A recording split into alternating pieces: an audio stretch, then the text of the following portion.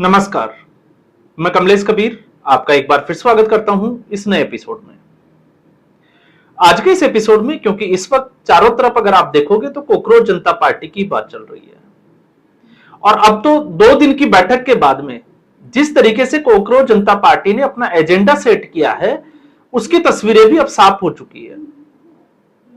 तो एक तरफ अभिजीत दीपके कह रहे हैं कि उनकी टीम को जो है वो टाइफाइड हो गया है, तो दूसरी तरफ वो बालकनी में जो है वो कोल्ड ड्रिंक पीते हुए दिखाई देते हैं। अब आप समझ सकते हैं कि टाइफाइड में कोल्ड ड्रिंक कौन पी सकता है।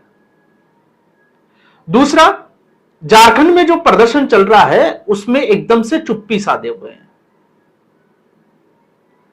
अब जब हम इसका पूरा कंक्लूजन निकालते हैं तो अगर आप मेरे फॉलोवर हैं और लगातार मुझे सुनते आए हैं तो आप 10 जुलाई से लेकर 20 जुलाई तक, मैं ज्यादा बड़ी बात नहीं करूंगा, आप 10 जुलाई से 20 जुलाई तक की मेरी जो टाइमलाइन है आपने सुना होगा और अगर आप नए हैं तो आप देख सकते हैं। उसी दिन से मैं ये कह रहा हूं कि ये अरविंद केजरीवाल की पार्टी है, अरविंद केजरीवाल की ही टीम है। और जिस दिन 16 जुलाई को अरविंद केजरीवाल इस मंच पर पहुंचे थे जंतर मंतर, 15 जुलाई को मैंने एक वीडियो बनाया था जिसका शीर्षक यही रखा था कि बड़ा वाला के कोकरोच जो है वो कल जंतर मंतर पहुंच रहा है। और अब धीरे धीरे दूसरा मीडिया वर्ग भी जो है वो अब ये बात करने लगा है। तो एक तरीके से आम आदमी पार्टी के पाप की जो निशानी है अब वो सामने निकल कर आ रही है और जनता, मुझे लगता है कि अब ज्यादा समझदार हो गई है, तो अब चीजें जनता को भी समझ में आ रही होगी।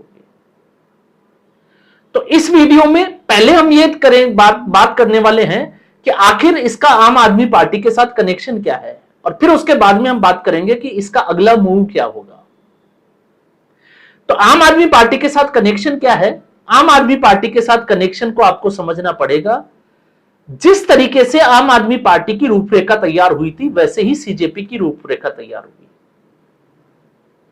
आम आदमी पार्टी आंदोलन से निकलकर आई, लेकिन आम आदमी पार्टी ने 10 साल के अंदर जो है वो इस देश के साथ अपना भरोसा खो दिया। अरविंद केजरीवाल जमीनी स्तर पर नेता रहे ही नहीं, वो आप कह सकते हो कि ना घर के रहे ना घाट के रहे। उनकी स्थिति धोबी के कुत्ते की तरह हो गई। वो जनता में पूरी तरीके से एक्सपोज हो गए। और जिस तरीके से अरविंद केजरीवाल को एक तरीके से प्रोजेक्ट किया गया, आप उसको डीप स्टेट कहिए चाहे जो मर्जी उसका नाम दीजिए, अचानक से जो है वो एक नेशनल पार्टी के रूप में उसको प्रोजेक्ट किया गया और यह बताने का प्रयास किया गया कि अरविंद केजरीवाल नरेंद्र मोदी के बाद दूसरा विकल्प हो सकते हैं।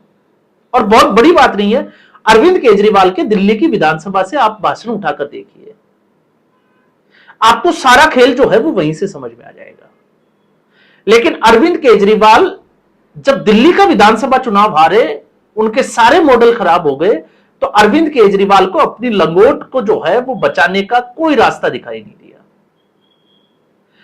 तो अरविंद केजरीवाल, चूंकि वो सातिर है, चूंकि वो डीप स्टेट से मिला हुआ है, क्योंकि गुरप्रीत सिंह पन्नू तो साफ तौर से कह ही चुके हैं कि वो उसके जो है वो पैसा दे चुके हैं। और अरविंद केजरीवाल मनीष सिसोदिया इससे पहले एनजीओ भी चला चुके हैं। तो खेल में जो है वो अरविंद केजरीवाल के हम बहुत बार जो है वो बहुत सारी चर्चाएं कर चुके हैं। तो उन चर्चाओं में नहीं जाकर अब हम समझेंगे कि आखिर सीजेपी जो है वो इस पार्टी के पाप की निशानी कैसे है। तो सीजेपी ने जो अरविंद केजरीवाल से जुड़े हुए लोग नहीं थे अब उनको साइड में कर दिया। तो आपने देखा होगा अभिजीत दीपके के घर के बाहर प्रदर्शन हुआ है, 2 लोग धरने पर बैठ गए। उनका आरोप है कि अभिजीत दीपके ने उनको चूस कर जो है वो साइड में कर दिया, जैसे योगेंद्र यादव, प्रशांत भूषण, क्योंकि प्रशांत भूषण वह व्यक्ति था जिसने आम आदमी पार्टी को खड़ा करने के लिए पहला चेक दिया 1 करोड़ का। कुमार विश्वास, सबको जो है वो अरविंद केजरीवाल ने साइड कर दिया। तो ये स्टोरी यहां पे भी। तो अब सीजेपी ने आम आदमी पार्टी की जिसको जो आप कह सकते हो कि तरह एक टीम तैयार की है। तो इसका संयोजक कौन है? अभिजीत दीपके। तो अभिजीत दीपके 2020 में जब वो अमेरिका गया, उससे पहले 2023 में अमेरिका गया, तो उससे पहले 2020 से लेकर 2023 तक आम आदमी पार्टी की जो सोशल मीडिया टीम था उसका सदस्य रह चुका है, उसके साथ काम कर चुका है। और उसके बाद वो अमेरिका गया। और जब वो अमेरिका गया तो उसके बाद उसने कॉकरोच पार्टी बनाई सीजेआई की एक टिप्पणी के बाद। और पिछले 5 साल में आप देखोगे, वो 5 महीने का अगर आप ट्रैक रिकॉर्ड अरविंद केजरीवाल का, तो वो लगातार जो है वो इस न्यायपालिका के साथ लड़ाई लड़ते हुए दिखाई दे रहे हैं। उस मुद्दे को उठाया, एक पार्टी बनाई, उसको सपोर्ट किया। आप ऑर्गेनिक तो नहीं कह सकते, लेकिन इनऑर्गेनिक तरीके से ध्रुव राठी ने। और ध्रुव राठी पहले ही जो है वो 2014 से लेकर 2017 तक और अन्ना हजारे के आंदोलन में अरविंद केजरीवाल के वॉलंटियर के रूप में काम कर चुका था। और आज भी आप देखिए, जब भी देश में चुनाव होते हैं तो वो आम आदमी पार्टी के समर्थन में किस तरीके से अपने जो है वो एक एजेंडा चलाते हैं। तो उसने समर्थन किया, सीजेपी के रातों रात जो है वो मिलियन सब्सक्राइबर हो गए। और जंतर मंतर से भी अभिजीत दीपके ने ध्रुव राठी की, आपको पता होगा, वीडियो कॉल पर बात भी करवाई। तो कनेक्शन और कड़ियां जो है वो अब सारी जुड़ चुकी है, जुड़ नहीं रही है, जुड़ चुकी है। दूसरा, संयोजक के बाद में 2 पद दिए गए हैं सह संयोजक के, एक है सौरभ दास और दूसरा है आशुतोष राका। तो आशुतोष राका इस मूवमेंट से पहले आम आदमी पार्टी के राजस्थान के जो है वो पदाधिकारी और साथ में प्रवक्ता रहे हैं। तो सीधे तौर पर आशुतोष राका का कनेक्शन आप समझ सकते हैं। सौरभ दास आम आदमी पार्टी के साथ जुड़े हुए नहीं है, लेकिन जब से फरवरी से अरविंद केजरीवाल को बरी किया और उसके बाद मार्च में स्वर्णकांता शर्मा ने इस केस को वापस से जो है वो अपने हाथ में लिया, उसके बाद से लगातार जो है वो अरविंद केजरीवाल की मुहिम का समर्थन करते हुए। और आज सौरभ दास भी उस चक्कर में जो है वो फंस चुके हैं। स्वर्णकांता शर्मा की जो कोर्ट है उसके अवमानना के केस में वो सौरभ दास के ऊपर भी चल रहा है। तो जिन लोगों को लगे कि सौरभ दास का कनेक्शन फिट नहीं हो रहा, आपको स्वर्णकांता केस की आप स्टडी करें, आपको सारा माजरा समझ में आ जाएगा। और अब तो चीजें भी निकल कर आ रही है कि दिल्ली के उस जोन में रह रहा है जिस तरीके से, आपको पता होगा, कैलाश गहलोत के बंगले में विजय नायर रहता था, अरविंद केजरीवाल के बिल्कुल नजदीक। और विजय नायर ने पूरा जो है वो एक तरीके से शराब घोटाले का मास्टरमाइंड। तो सवाल यह था कि वो उस बंगले तक पहुंचा कैसे, क्योंकि वो तो कैलाश गहलोत जो कि एक मंत्री थे उनका था और वो अपने निजी आवास में रहते थे। तो आप समझ सकते हैं कहानियां कहां तक जाती है। और आशुतोष राका और सौरभ दास दोनों जो है वो इसके सह संयोजक। अब उसके बाद में जो पद दिए हैं वो है संगठन प्रभारी। तो संगठन प्रभारी बनाया है अजिंक्य शिंदे को। और अजिंक्य शिंदे जो है महाराष्ट्र में आम आदमी पार्टी की यूथ विंग के नेता रहे हैं, एक तरीके से मुखिया रहे हैं।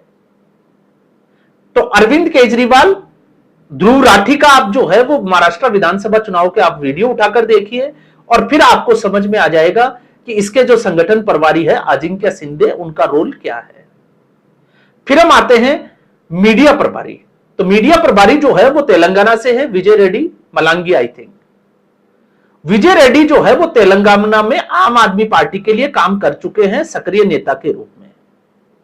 तो ये कनेक्शन जो है वो सारा सीधा सीधा फिट बैठ रहा है कि सीजेपी जो है वो आम आदमी पार्टी का दूसरा पार्ट आप कह सकते हो, क्योंकि आम आदमी पार्टी पर अब देश का भरोसा नहीं रहा, तो किसी भी तरीके से इस देश का भरोसा हासिल किया जाए।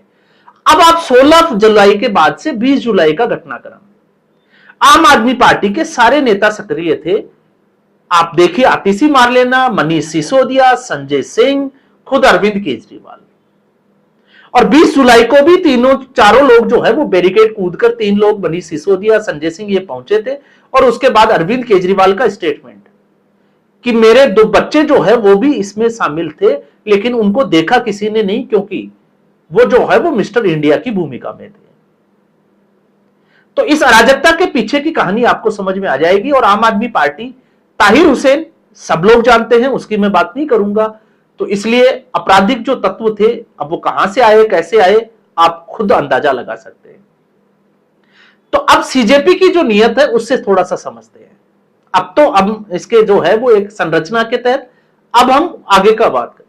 तो आगे आप देखिए कि किसी भी दूसरे राज्य में, पंजाब में जो है वो एक बार भी अभिजीत दीपके का कोई स्टेटमेंट नहीं आया, किसी भी सीजेपी के प्रवक्ता का स्टेटमेंट नहीं आया।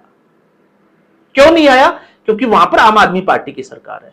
और झारखंड से जो है वो अरविंद केजरीवाल को कोई फायदा नहीं है। तो अरविंद केजरीवाल ने 20 जुलाई के घटना के बाद में तुरंत यू टर्न बदला और वो E20 के ऊपर चले गए, एथेनॉल पे। दिल्ली में जो है वो 4 जुलाई को उन्होंने जो किया कि 2 लाख पिटीशन साइन हुई जो है वो प्रधानमंत्री को भेजी है।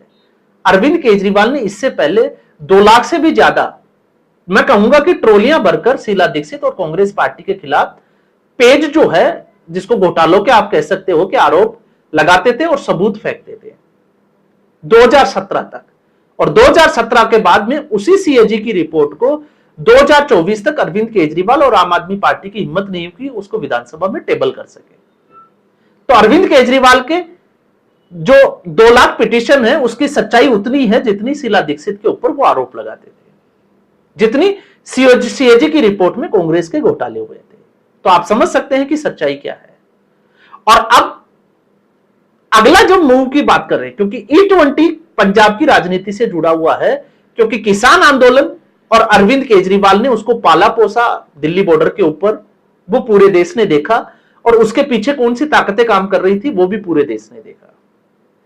तो अब चूंकि भारतीय जनता पार्टी अपना वजूद पंजाब में बढ़ा रही है, तो ऐसे में किसान, क्योंकि उस वक्त किसान आंदोलन में पंजाब के किसान सक्रिय थे, और इस वक्त एथेनॉल के मुद्दे पर किसानों को भड़काने का पूरा प्रयास किया जा रहा है ताकि पंजाब में अपनी राजनीति को बचाया जा सके।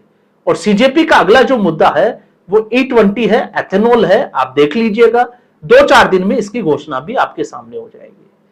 तो इसके अलावा सीजेपी का कोई मकसद नहीं है, इनका मकसद है सिर्फ अरविंद केजरीवाल के लिए बैटिंग करना। अरविंद केजरीवाल की जो छवि खराब हुई है उसको दूसरी पार्टी के नाम पर, भारतीय जनता पार्टी की छवि खराब करके उसको सही करना। इससे ज्यादा उम्मीद जो है वो आप नहीं कर सकते। तो इस एपिसोड में फिलहाल इतना ही। उम्मीद करूंगा वीडियो एपिसोड आपको पसंद आया होगा। वीडियो को लाइक करें, शेयर करें, चैनल जरूर सब्सक्राइब करें। धन्यवाद।